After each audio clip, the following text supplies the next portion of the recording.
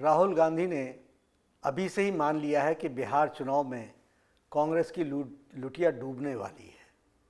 चुनाव बिहार में हो रहे हैं और राहुल गांधी दिल्ली में फर्जी प्रेस कॉन्फ्रेंस कर रहे हैं। चुनाव बिहार में हो रहे हैं और राहुल गांधी बातें कर रहे हैं हरियाणा की, क्योंकि उनको पता चल गया है कि बिहार में महागठबंधन हार रहा है और इसलिए वो अभी से ही बहाना ढूंढने में लग गए हैं। पहले वे हार का ठिकरा ईवीएम पर फोड़ते थे, लेकिन जब वे अपने फर्जी दावे को सिद्ध नहीं कर पाए और ईवीएम को सुप्रीम कोर्ट से क्लीन चिट मिल गई, अब वे एसआईआर के सवाल को उठाने लगे हैं। राहुल गांधी को पता होना चाहिए कि चुनाव जीतने के लिए जमीन पर मेहनत करनी पड़ती है, जनता के दिलों में अपनी जगह बनानी पड़ती है, जनता के दिलों तक पहुंचना पड़ता है। सिर्फ फोटो खिंचवाने से और ड्रामा कर लेने से चुनाव नहीं जीते जाते। राहुल गांधी घुसपैठियों को बचाना चाहते हैं, इसलिए चुनाव से ठीक पहले ये इस तरह की फर्जी दावे करते रहे।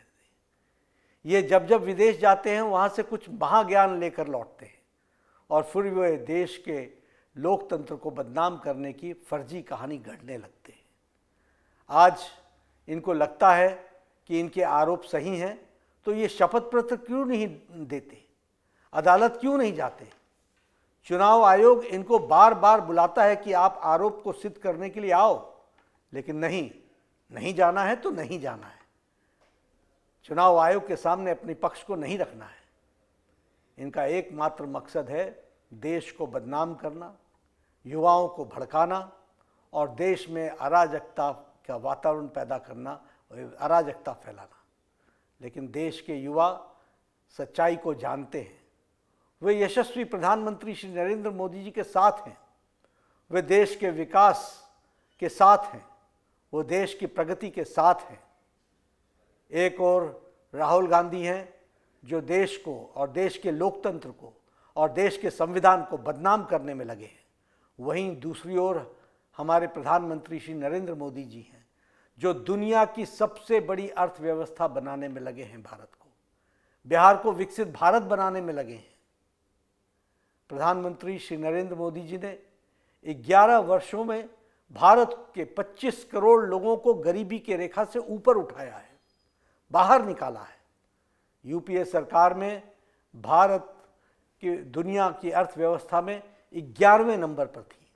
आज भारत दुनिया के चौथे सबसे बड़ी अर्थव्यवस्था बन गई है और सबसे तेज गति से आगे बढ़ने वाली अर्थव्यवस्था बनी है। आज भारत दुनिया का मैन्युफैक्चरिंग हब बन गया है।